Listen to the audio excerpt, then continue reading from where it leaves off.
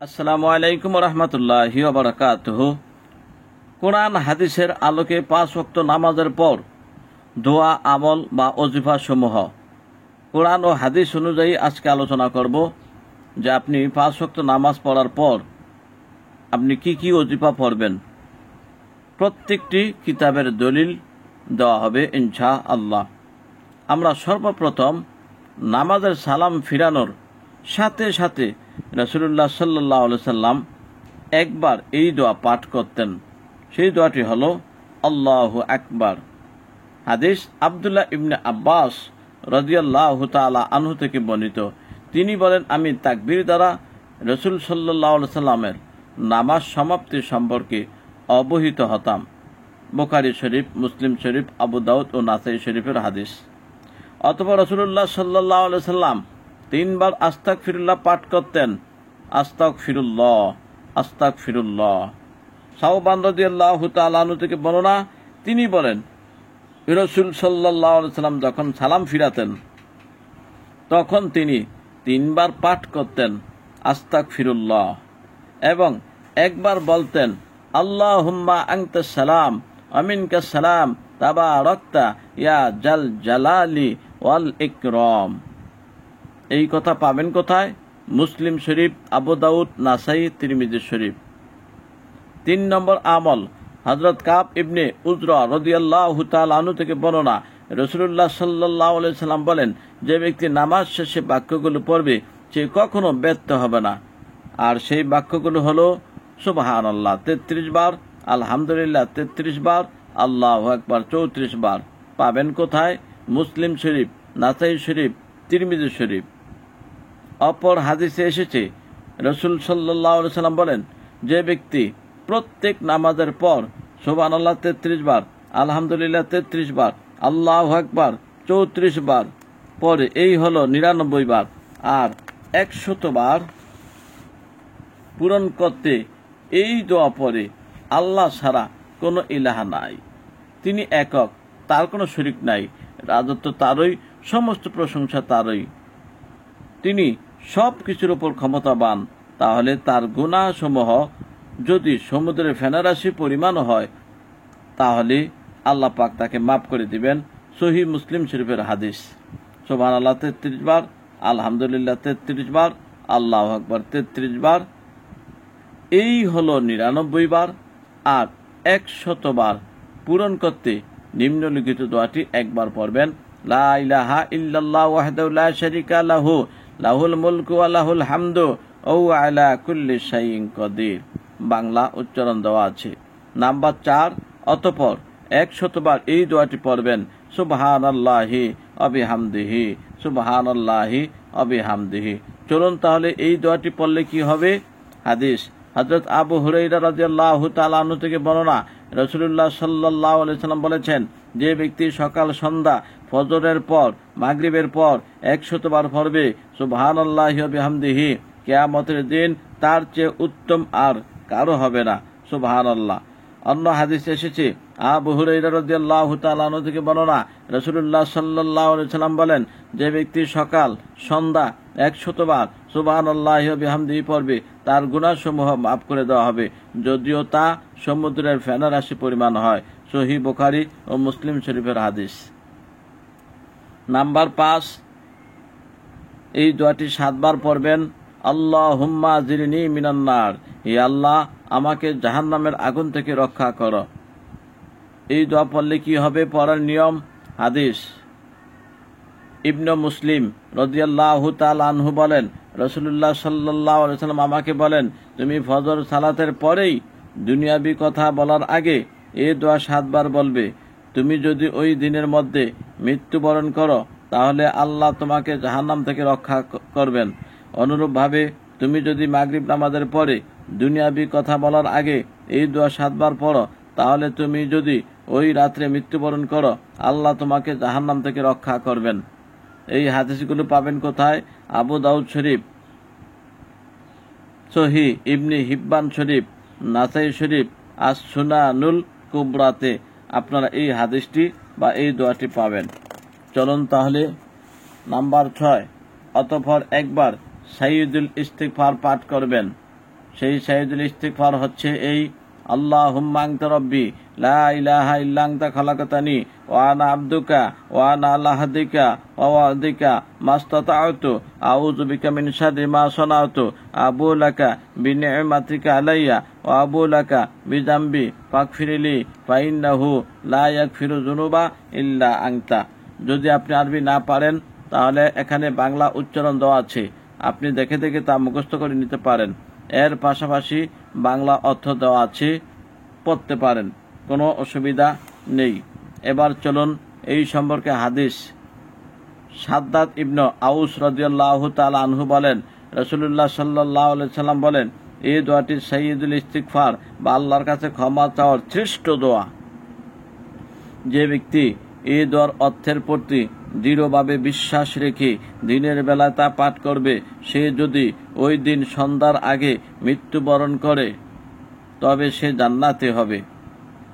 আর যে ব্যক্তি এই দোয়ার অর্থে প্রতি সুদৃঢ় ইয়াকিন ও বিশ্বাস রেখে রাত্রিবেলায় তা পাঠ করে, সে যদি ওই রাত্রের সকাল হওয়ার আগে মৃত্যুবরণ করে তবে সে জান্নাতে হবে। বুখারী শরীফের হাদিস। চলুন 7 নম্বর আমল, লা ইলাহা ইল্লাল্লাহ ওয়াহদাহু লা শারীকা লাহু লাহুল মুলকু ওয়া লাহুল হামদ ইউহয়ী ওয়া ইউমীত বিয়াদিহিল খায়র ওয়া হুয়া আলা কুল্লি শাইইন কাদির। এখানে বাংলা উচ্চারণ দেওয়া আছে, যদি আপনি আরবি না পারেন বাংলা দেখে দেখে তা মুখস্থ করে নিতে পারেন। এবার চলুন এর অর্থ দেওয়া আছে, প্রয়োজনে অর্থ আপনি পড়ে নিতে পারেন। এই সম্পর্কে হাদিস হযরত আবু যর রাদিয়াল্লাহু তাআলা আনহু থেকে বর্ণনা, আব্দুর রহমান ইবনে গানম রাদিয়াল্লাহু তাআলা, উমারা ইবনে শাবিব রাদিয়াল্লাহু তাআলা, আবু আইয়ুব আনসারী রাদিয়াল্লাহু অন্যান্য সাহাবী বলেছেন, রাসূলুল্লাহ সাল্লাল্লাহু আলাইহি সাল্লাম বলেছেন, যে ব্যক্তি মাগরিবের সালাতের পর, সালাত মানে নামাজের পর এবং ফজর নামাজের পর ঘুরে বসা বা নড়াচড়ার আগেই, পা গুটানো অবস্থাতেই, কোনো কথা বলার আগেই এই দোয়াটি 10 বার পাঠ করবে, আল্লাহ পাক তার প্রত্যেক বারের জন্য 10টি করে সওয়াব লিখবেন, 10টি গুনাহ মাফ করে দিবেন, 10টি মর্যাদা বৃদ্ধি করবেন। ওই দিনের জন্য তাকে সকল অমঙ্গল ক্ষতি থেকে রক্ষা করবেন, শয়তান থেকে পাহারা দেওয়া হবে। ওই দিন শিরক ছাড়া কোনো গুনাহ তাকে ধরতে পারবে না। যে ব্যক্তি তার চেয়ে বেশি বলবে, সে ছাড়া অন্য সবার চেয়ে সে ওই দিনের জন্য সর্বশ্রেষ্ঠ আমলকারী হিসাবে গণ্য হবে। সুবহানাল্লাহ।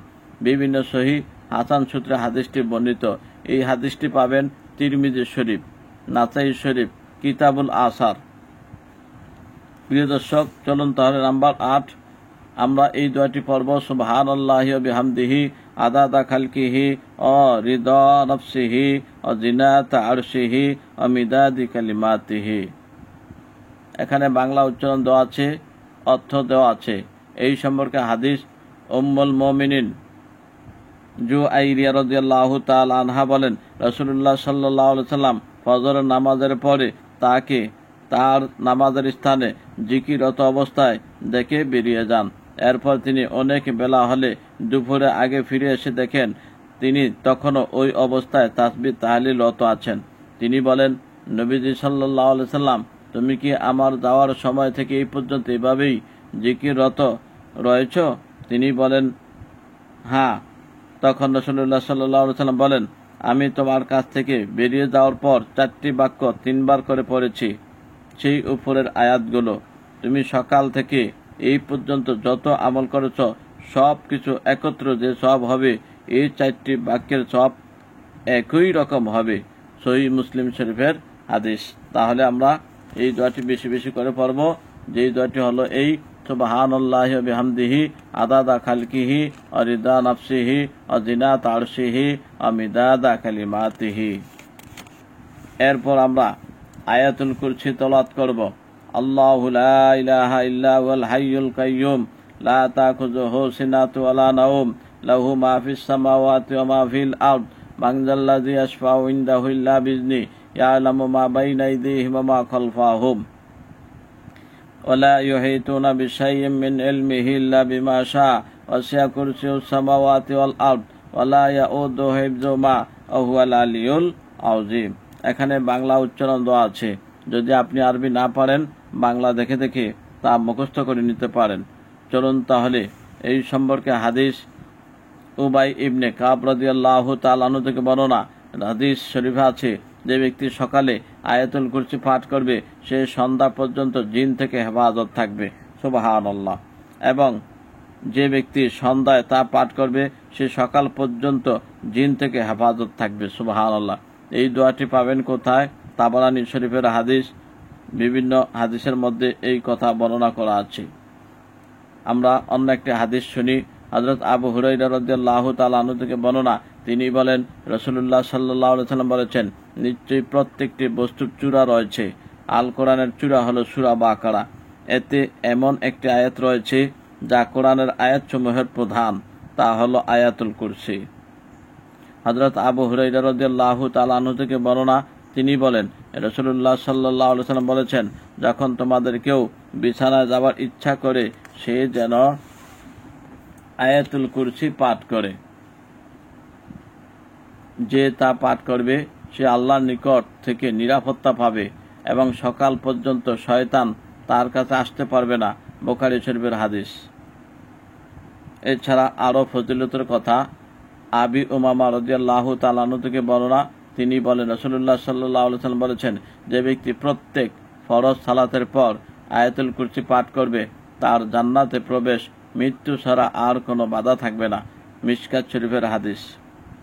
অতঃপর আমরা সূরা ইখলাস, সূরা ফালাক, সূরা নাস 3 বার করে পাঠ করব। সেই সূরাগুলো হলো এই: বিসমিল্লাহির রহমানির রহিম, কুল হুয়াল্লাহু আহাদ, আল্লাহুস সামাদ, লাম ইয়ালিদ ওয়া লাম ইউলাদ ওয়া লাম ইয়াকুল লাহু কুফুয়ান আহাদ। আরবি যদি না পারেন বাংলা দেখে দেখে তা মুখস্থ করে নিতে পারেন। তারপর সূরা ফালাক, কুল আউযু বিরাব্বিল ফালাক, মিন শাররি মা খালাক, ওয়া মিন শাররি গাসিকিন ইযা ওয়াকাব, ওয়া মিন শাররি নাফাসাতি ফিল উকাদ, ওয়া মিন শাররি হাসিদিন ইযা হাসাদ। এখানে সুন্দর করে বাংলা উচ্চারণ দেওয়া আছে। এবার চলুন সূরা নাস।